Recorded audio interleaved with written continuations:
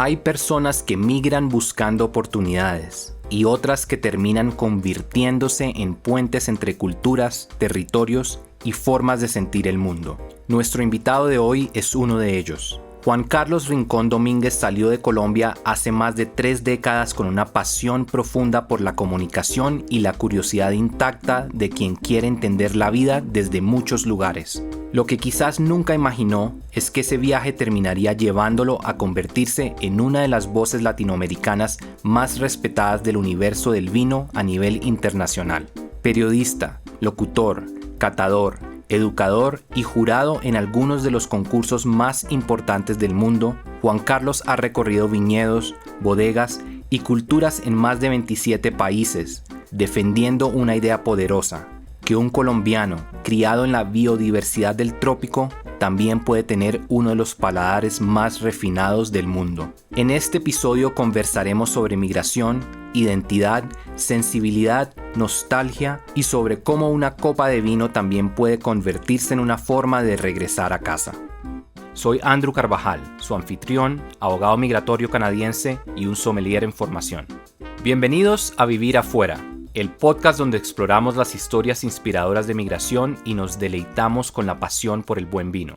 Hola Juan Carlos, la verdad un honor tenerte acá en Vivir Afuera, un placer que vengas a contarnos de tu historia migratoria, pero no solamente eso, sino también de tu legado en el mundo del vino, lo que es un colombiano viajando alrededor del mundo y siendo jurado en concursos tan prestigiosos como en los que tú has estado. Muchas gracias por sacar el tiempo, por venir a contarnos tu historia y creo que escogimos algo especial para que nos tomemos hoy juntos a medida que nos cuentes esto. Muchísimas gracias, Andrew. De verdad es un placer estar aquí y encantado. Te agradezco la invitación y pues a disposición. Bueno, tú me dijiste, me gusta preguntarle normalmente a nuestros invitados si tienen alguna preferencia en el mundo del vino y obviamente pues tú debes tener muchas o conoces mucho, pero me dijiste que te gustaría algo de Burdeos, entonces dije bueno, vamos a irnos por algo especial que podamos conseguir acá en Colombia y bueno, ahorita dejaré que hables del vino. Vi que a 10 metros de distancia donde yo estaba descorchándolo, lo reconociste y ya sabías qué es. Entonces no voy a ni siquiera intentar hablar del vino hoy. Cuéntanos tú del Château Lagos que tenemos, Grand Cru Classé de Saint-Émilion. Creo que conoces al productor. Cuéntanos un poco de qué nos vamos a tomar y después si podemos hacer la cata juntos. Claro que sí, Andrew. Bueno, es que hay 2 santos que a mí me gustan mucho de Burdeos. Uno está en la orilla izquierda, que es Saint-Julien, que es una apelación extraordinaria, y en la orilla derecha, Saint-Émilion. Y digamos que son mis 2 preferencias personales en cuanto a los vinos de Burdeos. Hay muchas otras apelaciones de gran prestigio que me encantan, pero digamos que tengo mi corazón en esos 2 lados. Okay. Y entonces cuando entré al estudio, vi la botella, pues sí, Château Lagos es uno de los Cru Classés de Saint-Émilion en la última clasificación. Bueno, y de la clasificación original. Y de la clasificación original, correcto. Pertenece a la familia Meslin. Y Guy es su dueño, el propietario, es un buen amigo. Conozco su castillo, he estado en su castillo, nos hemos encontrado muchas veces en Saint-Émilion y en Londres. Yo hago parte de la Jurat de Saint-Émilion, que es la cofradía más antigua en realidad en términos vinícolas. Y este es un vino muy interesante porque es lo que podemos llamar de alta calidad, pero bajo perfil, low profile. Okay. Château Lagos hasta hace unos 10 años utilizaba más Merlot y un poco de Cabernet Franc y un poco de Cabernet Sauvignon. Pero básicamente era 80-85% de Merlot. Entonces, dentro del redescubrimiento que ha habido en Saint-Émilion, se busca mucho potenciar el Cabernet Franc, que es una uva fantástica, sobre todo en las zonas más altas. Por eso los grandes castillos, los primer Grand Cru Classé, que son 14, porque se han retirado varios, tienen la mayor parte de en su blend, en su ensamblaje, Cabernet Franc. Guy hoy en día está utilizando casi un 30% de Cabernet Franc. Su vino ha mejorado muchísimo. Siempre es de reliable, de excelente calidad. Y pues me dio mucho placer cuando vi la etiqueta, porque además es una etiqueta muy tradicional. Sí. Es una etiqueta muy simple, pero muy tradicional, con el escudo de la familia. Y además, sí, tiene esa connotación personal. Súper, no. Y lo que mencionas es muy interesante, sí, porque Centemillón, bueno, entonces Right Bank, estamos normalmente pensando Merlot Y Cabernet Franc, principalmente. Sí, la típica blend de Burdeos, también Cabernet Sauvignon, pero no esperaríamos 30% de Cabernet Franc como vemos acá. No, digamos que los Premier Cru Classé tienen más. Chateau Son utiliza 50%, Cheval Blanc 45 y 50%, 60%, depende de la añada. Hay uno que es loquísimo, que es Jonathan Malthus, es un inglés, que es el dueño de Chateau Le Dôme, 80% Cabernet Franc, que es casi un vino del Loira, Sí, de la claro. Loire, porque es Cabernet Franc, es la uva de Loira. Pero digamos que los Cru Classés normalmente no tienen tanto Cabernet Franc. Pero se han dado cuenta que es una uva que en este momento, más con el cambio climático, Claro. favorece muchísimo la estructura y la calidad, y lo están utilizando cada vez más. Ok. Y bueno, estaba leyendo la etiqueta, viendo que esto tratan como hacer fermentación en inox, como concreto y ánforas, pero bueno, 12 meses también en roble francés después, antes de salir al mercado. Sí, usualmente son 12, 14 meses, depende mucho del productor. Hay una tendencia también en general en el mundo del vino hoy en día a buscar ánforas de arcilla. Esto viene hace unos 15 años, un poco más, pero digamos que la vinificación tradicional es en tanques de acero inoxidable, a una parte, 20-30% máximo en general en ánforas, y luego pues pasas a barriles de roble francés. Hay también una diferencia, depende del castillo, digamos de la capacidad económica. El roble francés es caro, entonces hay castillos que utilizan hasta un 70% de roble nuevo, lo cual es ya muy alto porque marca muchísimo el vino. Claro.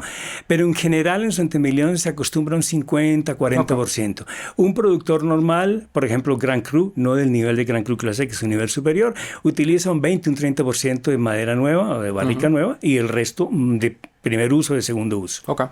Bueno, y pasemos a la cata. Quisiera que tú me ayudes también con esa parte. Wow. Y de hecho quiero que hagamos algo un poco distinto. Creo que la primera vez que lo hacemos en Vivir Afuera. He tenido muchas personas en el mundo del vino acá, porque hay muchos expatriados que son del mundo del vino o personas que han viajado por el vino. Normalmente hacemos la cata desde el punto de vista de un sommelier. Quiero que tratemos de hacer una cata desde el punto de vista de un jurado. Como, wow, ¿cuál es tu approach a esta? Digamos, yo no sé qué hay acá. Correcto. Cuéntame un poco qué estás viendo y cómo estás evaluando un poco la calidad del vino a medida que lo estás Eso mirando. Es un muy buen punto, Andrew. Digamos que nosotros como jurados en los concursos de vinos o en una cata profesional, lo que tratamos es de juzgar el vino. Pero yo digo que uno no debe juzgar el vino. Nosotros debemos comprender el vino. Okay. Para que tengas una idea, Jean-Claude Berrouet, que durante 44 años vinificó Petrus, que es el vino de Pomerol más famoso del mundo, me dijo un día: Juan Carlos, es que hay que intentar encontrar el alma del vino. Entonces, a partir de esas dos premisas, digamos que yo lo que hago, cuando estoy en un concurso, te sirven el vino, tú no sabes, es carta ciega, en este caso ya sabes. La primera aproximación básicamente es sin agitar el vino. Okay. Sí, porque ya tiene una primera movimiento cuando ha sido vertido. Entonces, ¿y vista importa mucho en esto? La vista en general en un concurso no tanto, porque casi todos son homogéneos. Sí, me o sea, la vista importa en la medida en que el vino esté turbio. Entonces eso lo detectas rápidamente. Sí, aquí te das cuenta que el vino no está turbio. Este es un vino de color rojo, violeta, rojo, muy fuerte, intenso, de una excelente densidad. Mira, pero bueno, entonces digamos que eso ya, digamos, te da los primeros 15 puntos en un concurso. Okay. Los primeros 15 puntos son la vista, los siguientes 30 puntos son el olfato, y la parte clave es el gusto, que es 45%, y el final 10% el contexto general. Y entonces arrancamos sin agitar. Arrancamos sin agitar, porque es la primera aproximación al vino.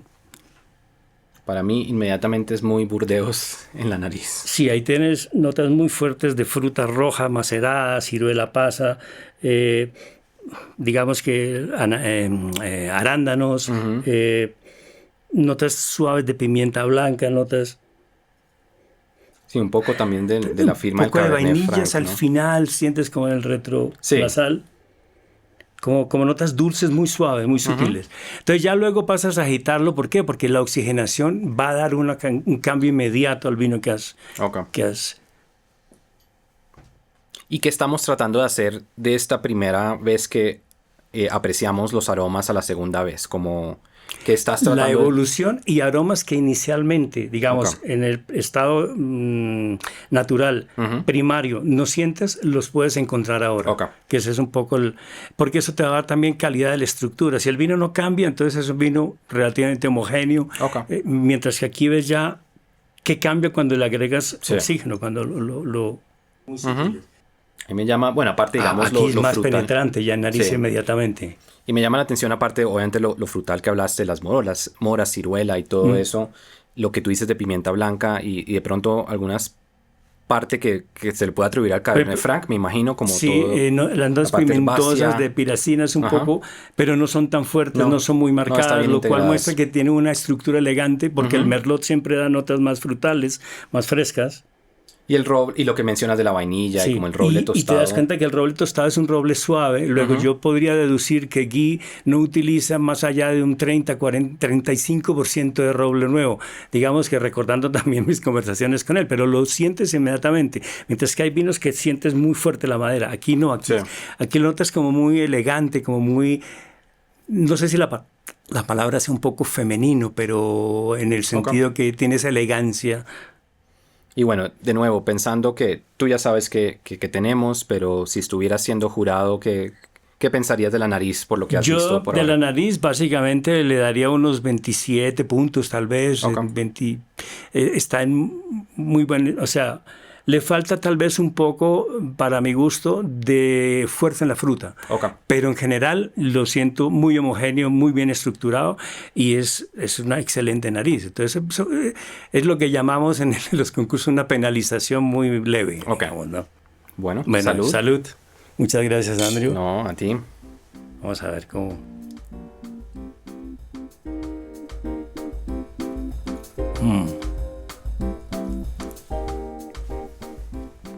Wow. Bueno, digamos que ya conozco la añada, pero por la misma estructura del vino, tú inmediatamente te das cuenta que no es un vino muy joven, que es un vino, está en una evolución media, y pues bueno, es un 2020, 2021. ¿Por qué? Porque la fruta es muy agradable, la sientes redonda, no te agrede, no sientes la astringencia de un vino que le falta evolución. Y al mismo tiempo estás sintiendo los aromas, ahora sientes notas minerales en el retrogusto que no las teníamos en el olfato. Hay algunos vinos que encuentras esas notas minerales en el olfato. Aquí las estás sintiendo mucho más agradables, la fruta es muy suave. Digamos que no tiene una persistencia muy larga, pero es una persistencia muy armoniosa. Es una buena palabra, Tiene excelente densidad. Tú mira las lágrimas o piernas, como llaman algunos, que quedan en la copa después de haber tomado el primer sorbo. En realidad es un vino de una estructura muy buena. Es un Saint-Emilion que perfectamente te puede durar 20, 25 años. Es ya a gusto del consumidor. A mí me encantan vinos antiguos y vinos jóvenes, pero está en un muy buen punto en este momento. Y es un vino que tiene 5 años. Imagínatelo en otros 5.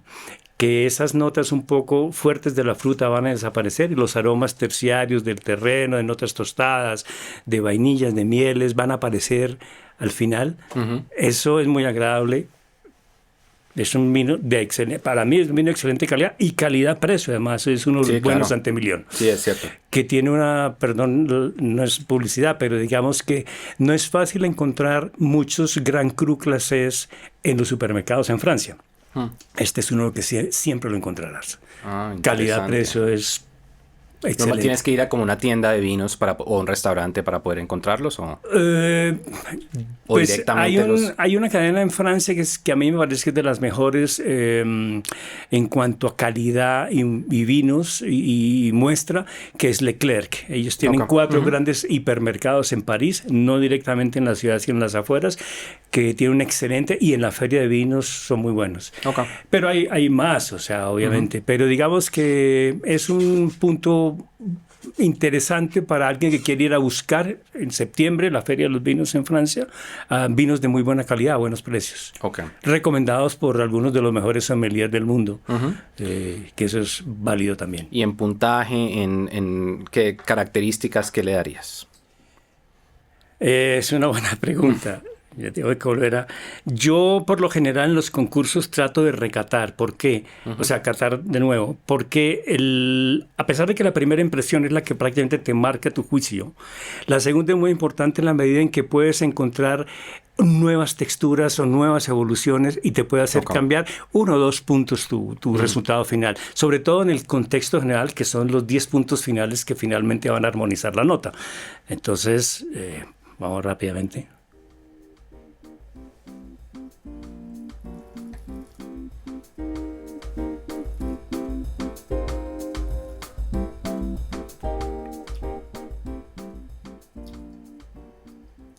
Bueno, considerando que 2021, si mal no recuerdo, fue una añada un poco cálida en Burdeos, la calidad y la estructura, yo diría que este es un vino que perfectamente puede estar en los 92, 93 puntos.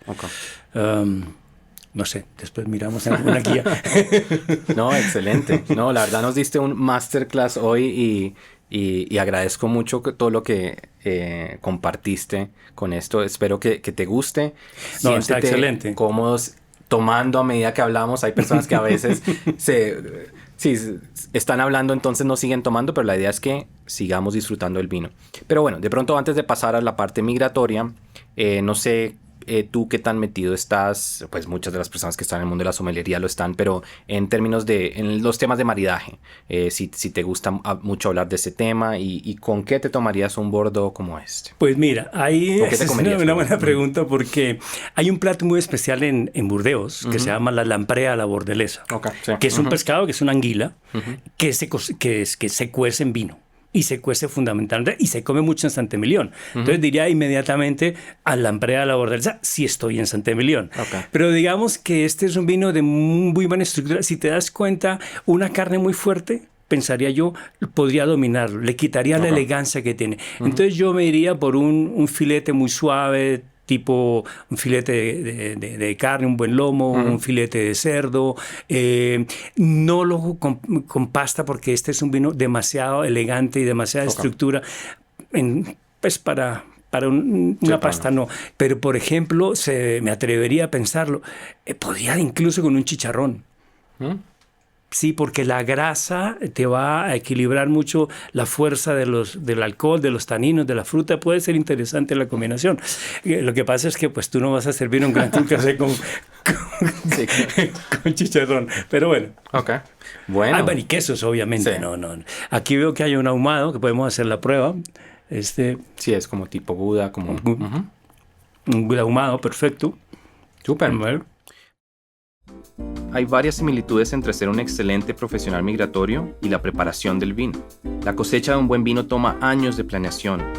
Uno no migra de un día para otro. Es una decisión importante que tiene un impacto drástico en la vida de una persona y de su familia. La clave está en los detalles, la experiencia y la calidad del proceso. De esto se trata este podcast. De brindar información valiosa sobre la migración, presentar consejos y puntos de vista variados y honestos de gente con distintas experiencias. Y al mismo tiempo, divertirnos un poco, tomarnos una copa de vino juntos, aprender cosas nuevas sobre la migración, el mundo del vino y el reto que es migrar por fuera del país. Bienvenidos a nuestro podcast Vivir Afuera. Entonces, ahora sí, hablemos de tus viajes y tu camino hacia el mundo del vino. Cuéntame un poco cómo decidiste migrar a Europa desde Colombia. ¿De qué surgió eso? Digamos que yo nací en Estados Unidos. Mi padre se vino de Estados Unidos cuando yo tenía 3 años. Nací en Filadelfia. Mi padre era químico. Y yo aprendí mucho de los vinos con él porque le gustaba el vino. Él vivió en Francia, vivió en Estados Unidos y siempre le gustaban sus buenos vinos. Sus preferencias eran, entre otras, Châteauneuf-du-Pape, los prioratos españoles antiguos, Riojas, Saint-Emilion. Él era también muy bordelés, más que bourguignon. Entonces, aprendí un poco con él. Yo empecé... Hubo un libro que a mí me marcó mucho. Cuando era niño leí un libro que se llamaba Historia de los grandes viajes y de los grandes viajeros, escrito por Julio Verne. Y era la historia de los grandes navegantes, los grandes descubridores, los viajes de Marco Polo, Anón el Cartaginés, o sea, todos los grandes exploradores del mundo. Entonces, tendría yo 10 años, creo que era de Editorial Bruguera, no me acuerdo. El tema es que ese libro... me dio el deseo de viajar, de conocer, de interactuar. Y pues yo había vivido en Cali prácticamente toda mi infancia, luego vine a Bogotá, estudié en Bogotá, me gradué de bachiller y empecé química porque mi padre quería y me influía un poco. Tuve la mala fortuna de perder quinto de bachillerato y como castigo me mandaron a trabajar al laboratorio químico de Ponquerramo, en Mosquera. Entonces te puedes imaginar el castigo, probando control de calidad de los ponqués, de los ingredientes, etcétera. Fue un paraíso, porque Rafael Molano, el dueño de Ponquerramo, ya murió, era primo de mi padre. Entonces de castigo me mandaron allá. Entonces me quedó como gustándole la historia.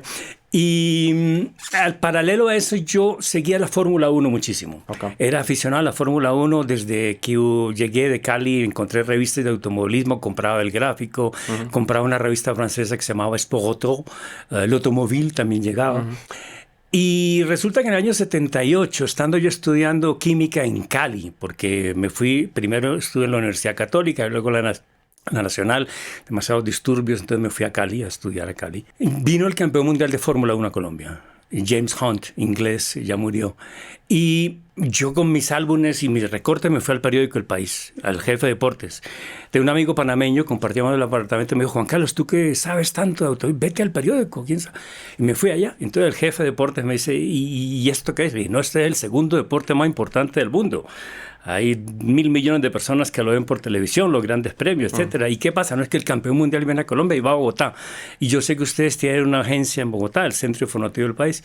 El cuento es que yo lo convencí y me vine. Te dieron la oportunidad. Me dieron la oportunidad, me vine para Bogotá.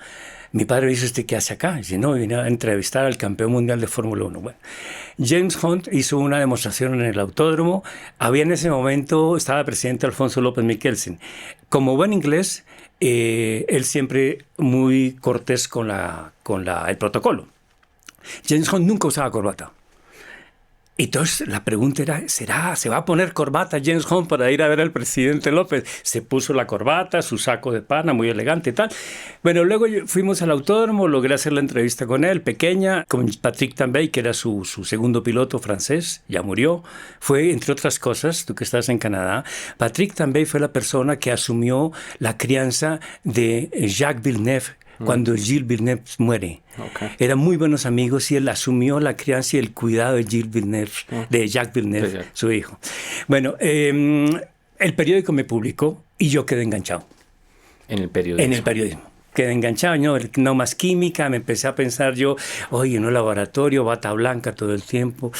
No, entonces me vine para Bogotá y papá, qué pena, pero la química no más. 2 años, pero va a echar por la borda.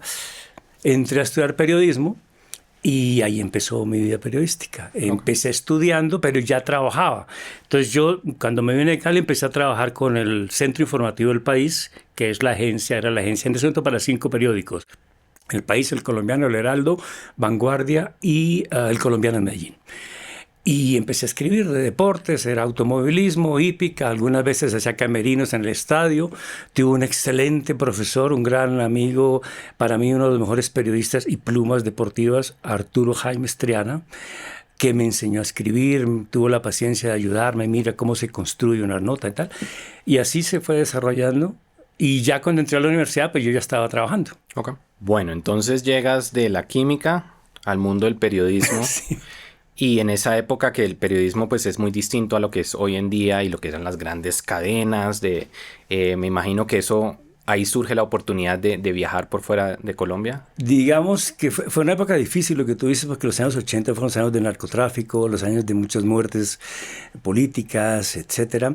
Yo entro a Caracol. Okay. En el año 79, después de estar 2 años con el CIEP, se presentó una oportunidad a hacer un programa que se llamaba 100 Noticias Caracol del Día. Todas las noches a las 10:30 eran 100 noticias, que eran como los leads de las noticias, pero en 3-4 renglones tenías que contar todo. Excelente ejercicio periodístico para construir.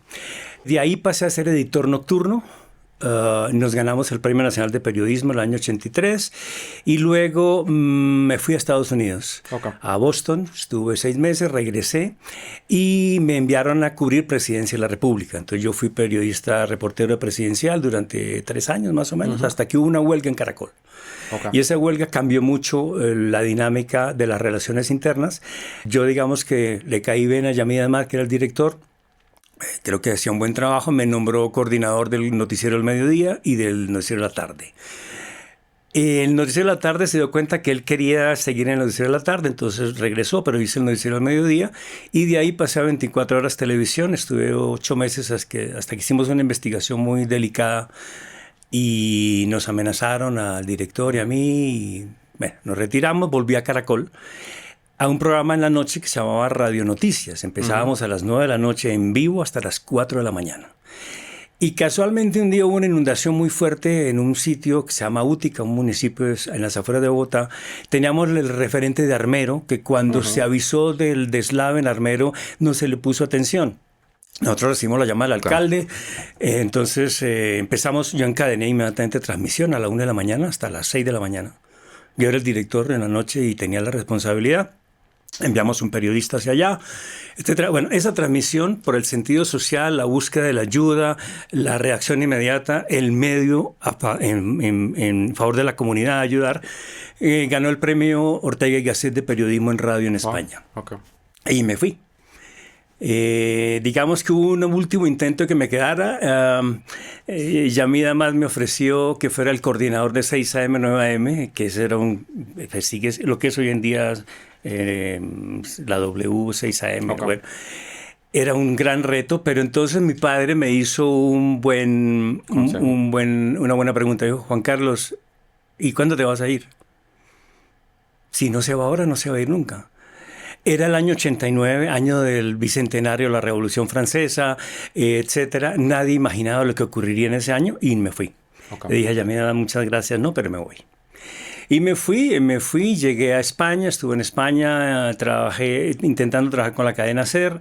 Luego me fui a Bélgica, donde estaba mi hermano, que se había ido tiempo atrás, a Bruselas, y empecé a estudiar francés.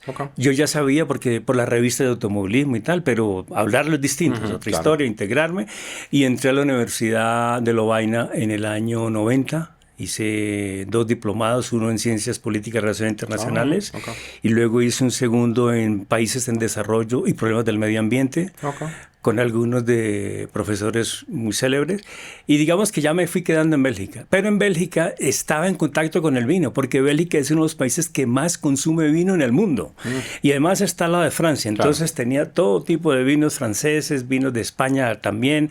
Obviamente uno como estudiante pues empezaba por los vinos de cooperativa, baratos, supermercado. Pero de vez en cuando los amigos, el grupo de periodistas españoles fue muy especial conmigo.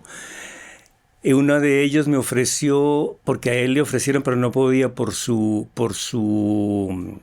exclusividad trabajar, ser corresponsal para Radio Nederland, la radio holandesa, ya no existe. Y yo me presenté y, tú eres de Radio Caracol, sí, hice unas pruebas y me contrataron y empecé a hacer informes, sobre todo desde Bruselas, que es la Unión Europea. Todos los desarrollos, fue la primera ampliación cuando entran los países nórdicos. Y a partir de ahí pues me vinculé mucho y me regreso a Colombia en el 96 por un proyecto que se llamaba Radionet, que me llamó el Grupo Caracol para que viniera a coordinarlo. Hubo diferencias con mi antiguo jefe y lamentablemente pues de criterios, y yo me retiré antes de que saliera al aire. Pero digamos que hice parte de la prospección de periodistas de las áreas. Y ahí me dediqué al vino, ya venía con, con el virus a comprar, a seguir aumentando mi cava, a Pero vincularme. no como periodista. Ahí, No como periodista como todavía, consumidor. más como consumidor. Tuve la fortuna de conocer una persona muy especial que se llamaba Fernando España Abadía, de origen español. Él era el BI de la Chaîne de Rôtisseurs para Colombia, que es la cofradía gastronómica más importante tal vez del mundo. Y él era un gran amante del vino. Él estaba escribiendo una columna para El Espectador. Entonces yo estaba con El Espectador dirigiendo una revista que creamos sobre automovilismo, se llamó Autos. Bueno, en realidad era Industria Automotriz. Y entonces nos hicimos buenos amigos y compartimos mucho. Sus gustos, su cava, nos hicimos buenos amigos. Esa amistad fue muy importante. Después verás por qué. Y allí no tenía todavía forma de escribir, pero estaba ya cada vez más metido en el vino. El Espectador entra en crisis y en el año 2001 toca empezar a buscar trabajo. Yo tenía una oferta a La Voz de los Estados Unidos de América, me fui a Quito con ellos a hacer los ensayos, las presentaciones, todo. Estaba prácticamente para Washington. Y un amigo me llamó desde Londres, me dijo: Juan Carlos, la BBC está buscando periodistas. Preséntate. Y me presenté y me gané el puesto y me fui para Londres. Y Londres, Andrew, es la meca del vino en el mundo. Tanto del comercio como todos los vinos del mundo, así como todos los caminos conducen a Roma, todos los vinos del mundo pasan por Londres. Sí, esa es la impresión que yo tengo viendo, bueno, no solamente pues el WSET está allá, ver los jurados que vienen allá, pero también ver la oferta que tienen, a pesar de que no producen tanto vino, y bueno, hemos hablado en el pasado de eso, pero sí son muy grandes consumidores del vino y obviamente pues tienen una gastronomía muy amplia también, que tiene influencias de todos lugares del mundo y se deben conseguir muy buenos vinos. ¿Sí?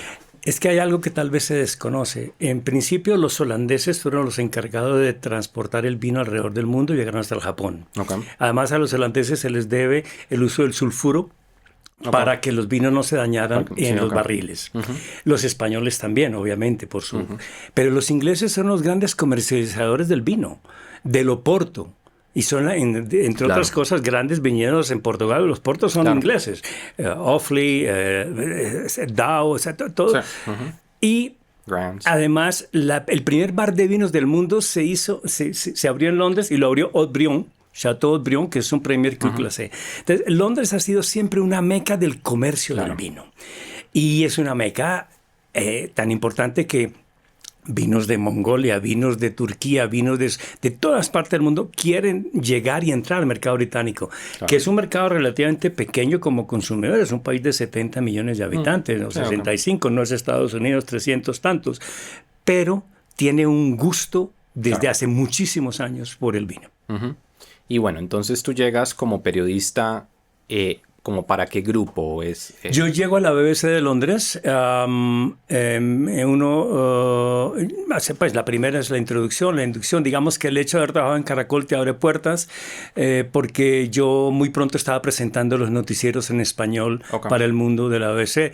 Y de hecho fue muy chévere porque una gran amiga de la época del periodismo aquí en Colombia, seguimos siendo muy buenos amigos, Beatriz Gómez, que fue presentadora de televisión, una figura muy importante. En algunas ocasiones coincidía que ella era la presentadora en el día y yo en la tarde. O sea, las voces colombianas eran las que mandaban en la BBC en algún momento, presentando los noticieros. ¿Y el público de eso era en dónde? ¿En Latinoamérica? En Latinoamérica y en el mundo en español. Pero lo producían allá. Lo producíamos en Inglaterra. Había noticieros cada hora, había programas. Yo, después de estar en los noticieros, pasé a dirigir un programa que se llamaba Enfoque, que era un programa de análisis de política internacional de media hora todos los días, con básicamente 2-3 entrevistas. Y luego terminé trabajando también con el website bbcmundo.com, que es lo único que sobrevive de esa época, porque la radio terminó en el año 2008. Pero digamos que estando ahí, yo dije, bueno, ya estoy en Londres. Esta es la meca del vino, ya es el momento. Estaba el Wine Spirit Education Trust, entonces no, aquí entro. Y hice los cursos, logré el diplomado en el año 2004 4, si no estoy mal, Super. 4 o 6. No es como ahora que son muchísimos pasos. Hay que aclarar, en esa época eran 3 niveles y luego quedaba el Master of Wine. Yo no quise hacer el Master of Wine porque significaba una dedicación demasiado eso es tiempo completo. Y digamos que tú tienes que ser pragmático, cada cual vive la experiencia. Yo veía que muchos de los Master of Wine básicamente eran como promotores de bodegas o de ciertas apelaciones o denominaciones de origen, etcétera, que en realidad es para lo que nació el Instituto de Master of Wine. Lo crearon los comerciantes de vinos ingleses para profesionalizar a sus vendedores y a sus representantes. Y eso se convirtió poco a poco en una universidad prácticamente del vino mundial, como es hoy, que tiene 50.000 alumnos en distintas partes del mundo. Entonces, pues no tenía ese nivel en ese momento, pero digamos que hicimos ese diplomado y luego hice el diplomado en Burdeos. Pero lo importante de todo es que, y es algo que sí creo que hay que resaltar, yo llegué como un desconocido de Colombia, empezando a participar en los tastings, en las catas que se hacen semanalmente. Había 3 por día, 5 veces a la semana. Eso era imposible cubrir, porque yo terminaba mi turno de la ABC, si estaba en la tarde, perfecto, porque me iba en la mañana al tasting y iba a la ABC. Conocí a gente del vino, ingleses, y son inmensamente generosos. Charles Metcalfe, Robert Joseph, Tim Atkin, Steven Spurrier, que fue uno de mis mentores, gente que,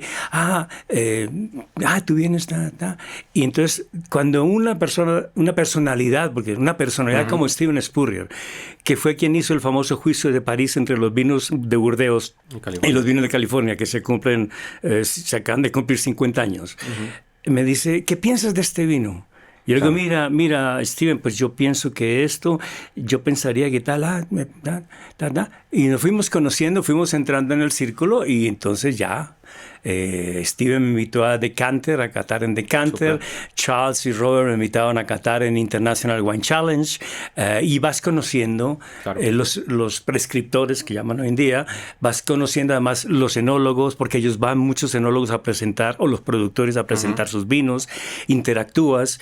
Y hay algo que es importante, 2 cosas. La una, esa generosidad hay que tenerla siempre.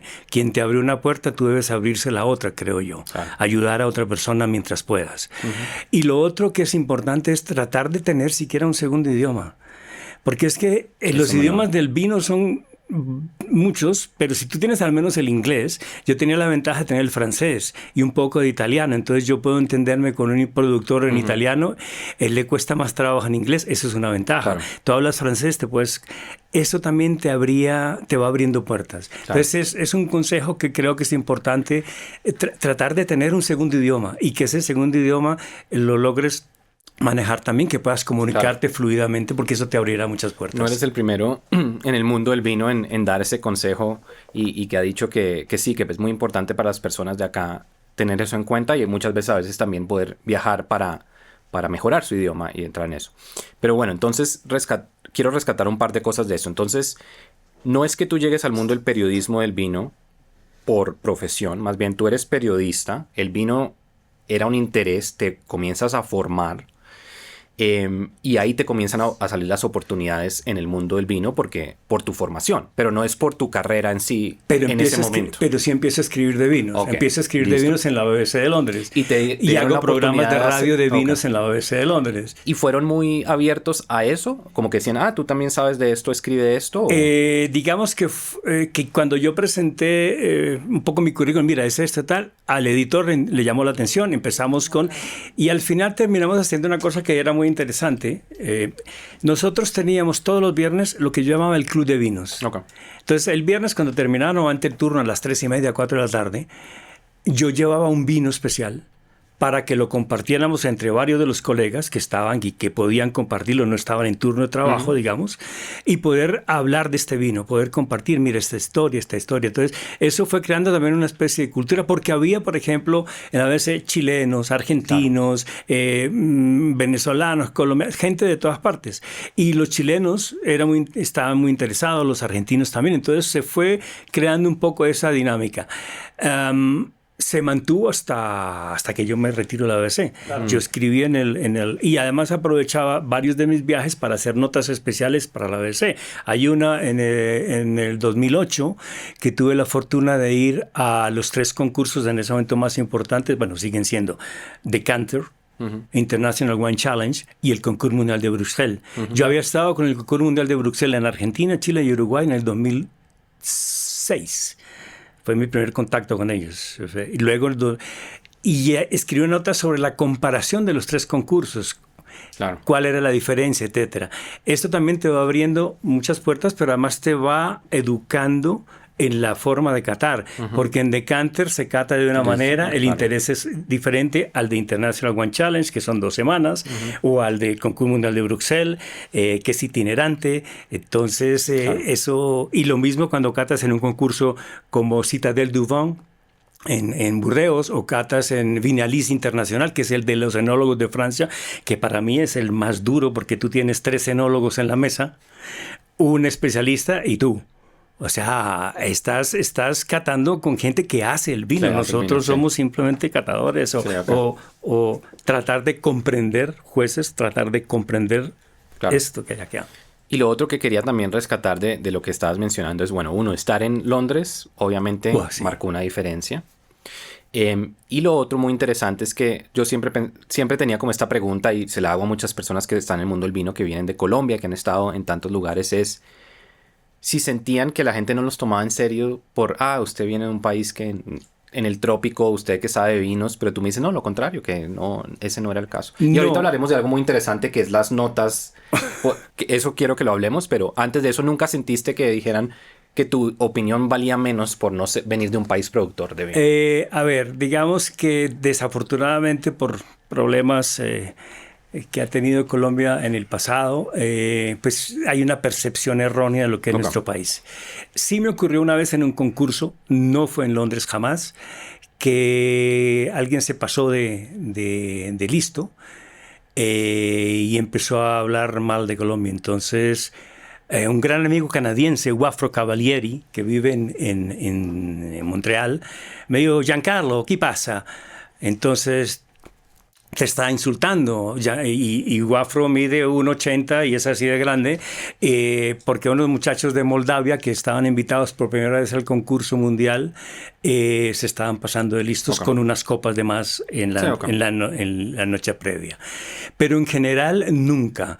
¿Por qué? Porque yo pienso que tú con tu disciplina, con tu seriedad, con tu estudio, con tu trabajo y además con tu humildad vas a ganar el espacio y vas abriendo el camino. Es decir, uno es una esponja que está absorbiendo en permanencia el concepto del enólogo, el concepto de este prescriptor, el concepto de Tina Atkin, el de Jancis, que habla muy poco, además ella va concentrada con su computador, pero esas interacciones van y tú vas absorbiendo esa información y vas creando tus parámetros y vas trabajando. Yo he catado con Osclar, con Tinapkin, con Jancis en la mesa, con muchos sommeliers importantes, que Philippe Forêt-Vrac, Olivier Puel, los mejores sommeliers del mundo, con Paolo Basso, el suizo, y he hablado con ellos porque tú aprendes de ellos. O sea, nosotros finalmente somos en realidad comunicadores o transmisores del vino. El vino es un viaje, yo digo, para amar. Es un viaje para descubrir el terreno, la uva, el productor. Hay mucha historia. Entonces, tenemos que ser suficientemente abiertos para estar recibiendo. Entonces, cuando tú tienes esa ¿cómo se llama? Forma de ser, serás siempre bienvenido. Porque tu concepto no es el que... En una mesa de degustación somos 5 o 7. Entonces no es ni el tuyo, ni el mío, ni el de al lado. Es una sumatoria de conceptos. Y tu percepción es distinta, porque el señor viene de Sudáfrica, el otro viene de Corea, el otro viene de Hungría, el otro viene de Colombia. Los sabores, las percepciones son muy distintas. Entonces hay que ser en ese sentido muy, muy abiertos y muy humildes para seguir siempre absorbiendo. Nunca dejarás de aprender. Claro. ¿Y en un concurso pueden hablar entre ustedes o...? Cuando estás en una mesa de cata, depende mucho del presidente. Okay. Yo he sido presidente, no muchas veces, pero yo no permito que hablen después de que se presenten las notas. Okay. Entonces, si hay alguna duda, sí, el presidente tiene la palabra y pide a los... Sí puede ocurrir, y en ocasiones pasa, que, por ejemplo, si tú tienes 2 catadores que son muy amigos, o 2 comerciales, el de la bodega X y empiezan a hablar entre ellos, perturban mucho el juicio. Claro. La realidad es que debemos estar muy concentrados porque finalmente te sirven el vino, lo miras, haces la aproximación olfativa y gustativa, le das un puntaje, estás muy concentrado. Tal vez la gente no se da cuenta del esfuerzo mental que tiene estar catando en permanencia 50 o 100 vinos como en International Wine Challenge. El cerebro termina al final del día con dolor porque estás concentrado buscando en tu memoria olfativa y tus recuerdos la calidad, etcétera, de dónde viene este vino. Eso es importante. Entonces yo pienso que es necesaria el silencio, aunque sí se habla, pero muy poco. Si se comenta un vino que es extraordinario, por ejemplo. ¡Wow! Mira, este vino, y ahí hay consenso, pero tú creerías que puedes subir un poco tu nota y darle 95 puntos porque es que este vino es extraordinario, ¿tal? No, nunca. Ese tipo de diálogos los hay. Ok. Bueno. Y tú hablas de algo fascinante, que sí quería hablar de eso, que de hecho es de la ventaja de venir de un país tropical, siendo crítico o siendo jurado, y tú usas, y quiero usar la misma expresión, la biblioteca organoléptica natural nuestra, gracias a la biodiversidad de las frutas, de las flores, de lo que tenemos en un país como Colombia, es distinta a una persona que creció en un país donde, no sé, tienen un tercio de las frutas que nosotros podemos probar acá, y que eso, como una persona que aprecia el vino, es una gran ventaja, ¿verdad? Sí. Digamos que nosotros estamos en el Ecuador geográfico, que tiene la mayor biodiversidad de frutas y de plantas en el mundo. Y los vinos se producen en los trópicos, trópico de Cáncer, trópico de Capricornio, pero además estamos en unos paralelos muy específicos donde predominan las frutas rojas y ciertas frutas amarillas como el durazno, el albaricoque, etcétera. Entonces es muy interesante porque uno de los prescriptores más usados es frutas tropicales. Entonces, el catador inglés te dice frutas tropicales, y perdóname, pero ¿cuál fruta tropical? ¿La piña, el mango, que conocen ellos? ¿O el madroño, el icaco, el maracuyá, el limoncillo, la papayuela? No tienen ni idea, porque ellos no están expuestos a esas frutas.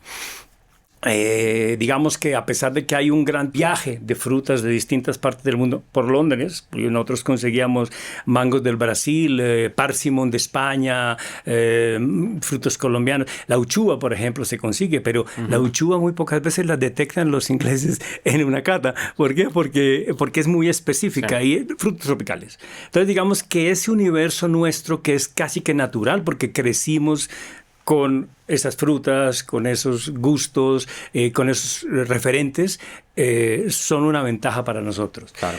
Por un lado. Y por el otro, que es un poco un consejo, uno tiene que empezar desde muy pronto, Andrew.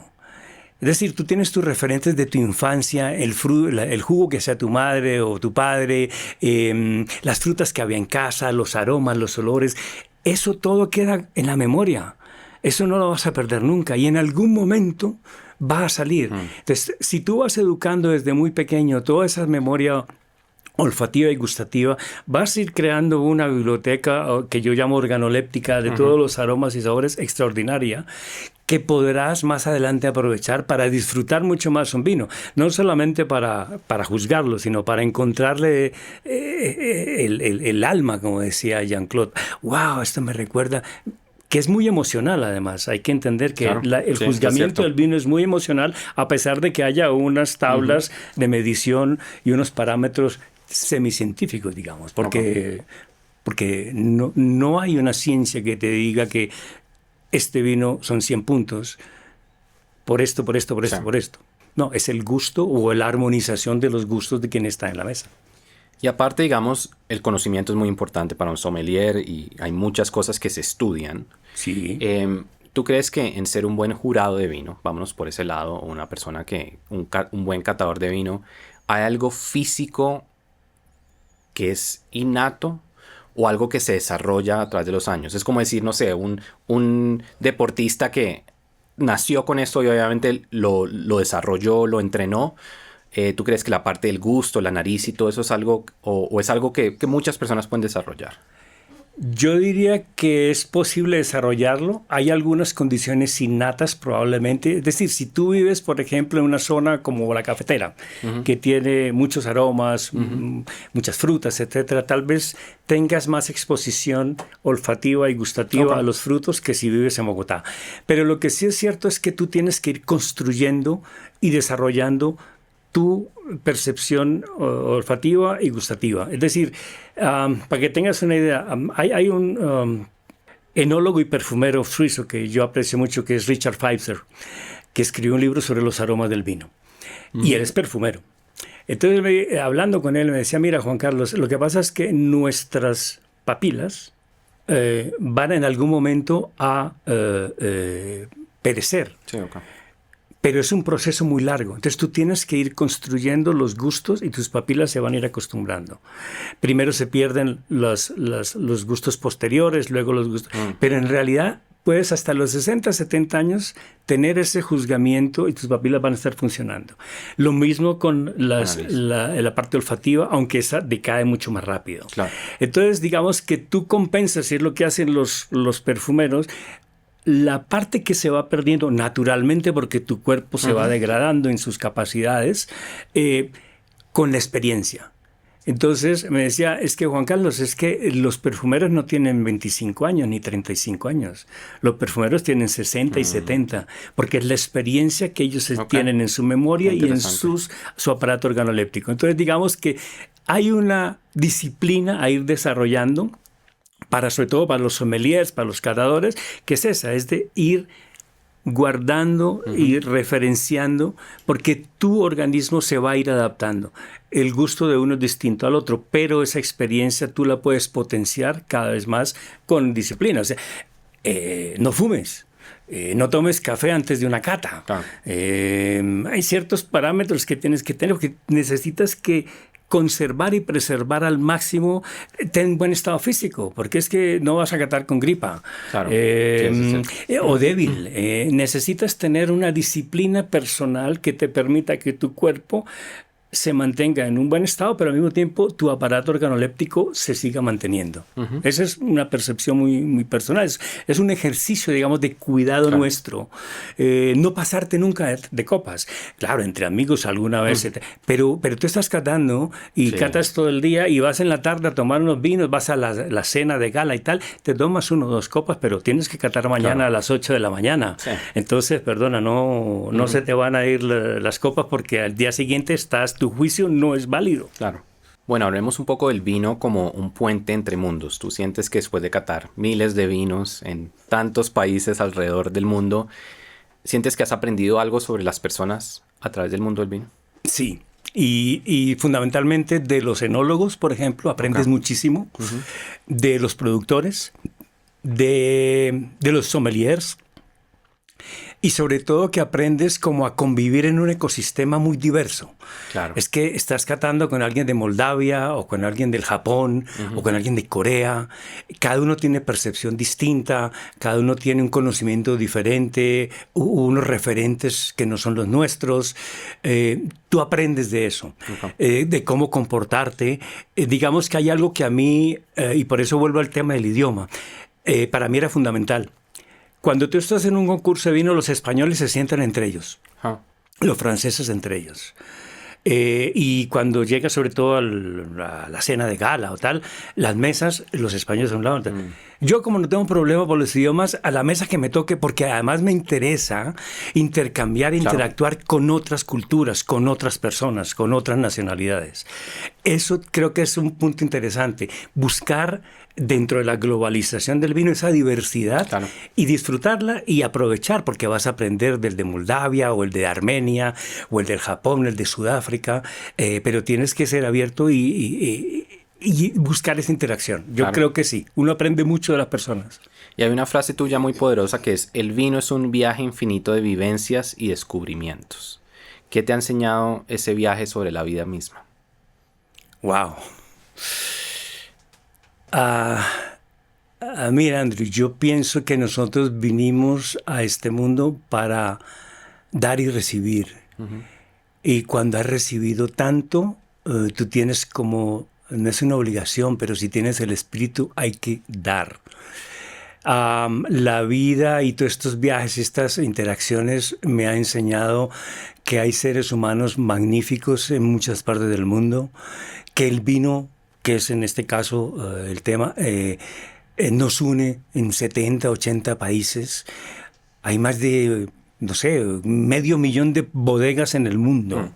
Entonces no puedes pretender ser un experto, porque en solo Burdeos hay 10,000, en Piamonte hay 12,000 bodegas. Nunca llegarás. Entonces ser en ese sentido muy abierto al aprovechar al máximo las oportunidades, las ocasiones, interactuar y darte cuenta que hay gente en cualquier parte del mundo que está haciendo un esfuerzo muy grande de 12 meses o más para producir lo mejor que puede. No tiene los recursos millonarios de un gran Chateau Premier Cru Classé, pero está haciendo lo mejor que puede para agradar a quien lo consume. Es decir, detrás de esta copa hay una historia, hay alguien que se sentó a hacerlo, hay una familia, o hay un pequeño productor, o hay un gran castillo. Entonces, creo que eso es una forma muy humilde y muy cierta de aproximarnos al vino. Como decía Jean-Claude Berrouet, hay que encontrarle el alma, es que no es juzgar, es comprender. Marguerite Yourcenar decía, para ser un gran escritor hay que leer, describir y comprender. Entonces yo digo, para ser un gran catador o un muy buen amante del vino, hay que catar, hay que describir y hay que comprender. Bueno, y hablemos un poco de lo que ha sido volver. Tú estuviste en Londres ¿cuánto tiempo estuviste? En Bélgica 8 años y en Londres 24. Ok, entonces digamos entre esos dos, más de 30 años por fuera del país. Sí, más de 30 años, más los de Estados Unidos. ¿Cómo sentías tú tu relación con Colombia? ¿Sentías que todavía esa era como sentías esa ancla? Sí, digamos que la relación familiar nunca la vas a perder, siempre está ahí. Uno trata por lo general de venir al menos una vez por año, cada 2 años, ver la familia, ver mis padres. Mis padres murieron en el proceso de nuestra estancia afuera. Siempre traté de mantener el ancla con el mundo del vino. Como te decía, cuando presenté los vinos del Líbano, fueron Fernando España, Abadía, Antonio Giraldo y Emoque que me abrieron sus puertas. Fueron muy especiales conmigo, ellos, y mantuve esa relación. Traté de estar vinculado, pero pues estás fuera, es muy difícil. No es lo mismo. Tengo relación de esa época con importadores, pero claro, llegas a un país distinto al del que te fuiste, con una experiencia muy vasta, pero no es la experiencia de tu país ni del mercado interno. Digamos que es un poco tratar de aterrizar lo más suave posible e ir muy lentamente comprendiendo la nueva dinámica. Volvimos el año pasado. Estamos, por ejemplo, en proceso electoral, esto cambia muchas cosas, viene el Mundial de Fútbol, etcétera. Es adaptarte también un poco a la situación actual y ver cómo aprovechas al máximo y ofreces lo que tú aprendiste, lo que tú tienes. Y en eso, ¿qué te gustaría aportar a la cultura del vino en Colombia como la ves ahorita, comparado, con lo que era muy distinta a lo que cuando te fuiste? Digamos que mi experiencia es yo tengo muchos contactos en general por el trabajo en el vino. Yo hago catas privadas, grupos pequeños. Digamos que pienso que un grupo de 20 personas ya empieza a ser difícil de manejar.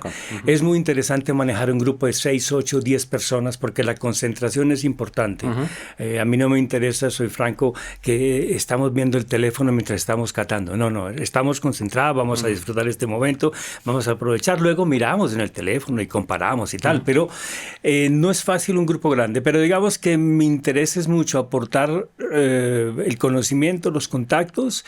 Algunos importadores tienen como interés y poder, o sea, yo pienso, como te decía, el vino es un viaje para amar. Hay gente que me dice, es que yo no sé de vinos. No importa. Pues no es tarde para empezar a aprender. No es tarde para que pruebes hoy un vino, mañana por eso una cepa distinta, después otra, o de un país. Vas ampliando esa biblioteca, esos referentes, esa memoria, vas absorbiendo y te va a ir gustando. Y entonces yo pienso que ahí hay La palabra no es exactamente la connotación, pero es desmitificar un poco el vino. Los franceses llaman banaliser, que es más bien popularizar. El vino hace parte de la dieta. El vino tiene 8.000 años. Ha estado con la humanidad siempre. El vino es antioxidante, el vino es digestivo. El vino tiene muchos factores positivos. No hay que penalizarlo con que el consumo de alcohol es malo para su salud. El consumo de alcohol excesivo es malo para su salud. Es decir, hay formas de promocionar mucho la buena cultura y el buen consumo del vino. Y en este momento yo pienso que Colombia tiene un factor gastronómico extraordinario. Sí. O sea, eso es uno de los puntos positivos que encontré al volver. Restaurantes. Y que ha jalado mucho el consumo del vino. Y eso ayuda mucho al consumo del vino. Entonces, esperemos es que el gobierno también ayude, porque los impuestos hacen que vinos de alta calidad y la variedad que pudiera ser mayor, pues sean difíciles. Nos afecta, pues realmente. Y afecta no solo el consumo, sino la popularización. Sí, eso es cierto. Y bueno, de pronto antes de que te haga la última pregunta, porque tú me dices, bueno, quieres hacer catas, quieres banalizar. Ahí sí viene muy de banaliser, sí, eso es muy distinto en francés a lo que es en español. Si alguien quiere buscarte, quiere seguirte, quiere leer un poco de tus blogs pasados, de lo que has escrito, ¿dónde te pueden encontrar? Buena pregunta, porque es que no todo es color de rosa. Después de 3 años mi blog desapareció, mi website fue hackeado antes de volver acá, entonces 13 años de trabajo se perdieron y cosas muy lindas, la Vuelta a España, el Giro de Italia, el Tour de Francia con vinos, muchas cosas. Yo mantengo mi Twitter, mantengo mi Facebook, estoy tratando de encontrar también, porque hay mucha diversidad, muchos sommeliers, mucha gente que participa. Acabo de entrar en Instagram y voy a empezar a moverme, pero digamos que son mundos que yo no manejo tanto, en la medida en que te obligan a tener también la disciplina de estar escribiendo permanentemente. Y yo prefiero escribir cosas serias, desafortunadamente escribo largo, entonces ya la gente escucha un poco lee menos, pero digamos que esos son como los 3 medios en que me pueden encontrar. Mi nombre profesional es Rincón de Cata, así me conocen en Europa y así he trabajado. Es un juego entre tu apellido y... mi apellido pero digamos que es un poco eso. Yo estoy abierto a catas privadas, a catas corporativas. Yo tengo todo el equipo, me lo traje de Europa para vinos y whiskies para 20 personas. Es como el número límite que para mí me permite tener más tranquilidad e interacción, porque es que no se trata solo de hablar, hay que permitir que la gente se pronuncie, diga, me parece esto, sí, ¿y por qué no? Porque es que me acuerda que el maracuyá, perfecto y tal, y a usted no le parece que podría ser el lulo, no, tal. Hay que interactuar mucho con la gente para que ellos vayan descubriendo y amando el vino. Es que es un viaje. Bueno, te deseo mucha suerte con eso y la verdad Gracias, sé que Andrew. Los que se encuentren contigo en su camino van a aprender mucho. Siento que hoy he aprendido muchas cosas y la verdad que, bueno, sé que cerraste un ciclo por fuera y ahora vienes acá, pero creo que Colombia está comenzando a ofrecer cosas muy buenas en este mundo. Es difícil, cierto. Hay muchas trabas burocráticas, pero está creciendo y gracias a personas como tú yo creo que seguirá también creciendo más.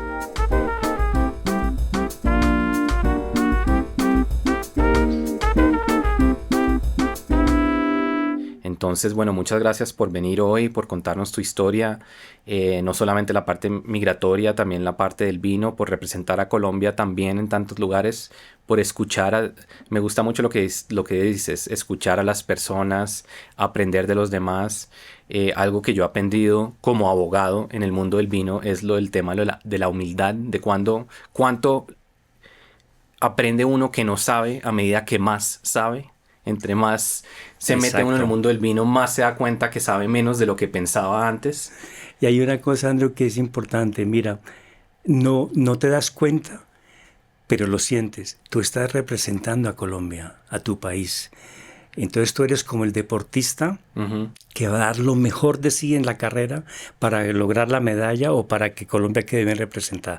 Eso es súper importante. Sí. Eso uno, cuando está afuera, ser colombiano, dejar en alto el nombre de Colombia es algo que uno lo lleva adentro, se construye, hay mucha disciplina, hay mucho trabajo a hacer, pero eso es importante. Creo que eso es parte de los que emigramos siempre. Sí. Tratar de dar lo mejor de nosotros y dejarlo en alto el nombre nuestro.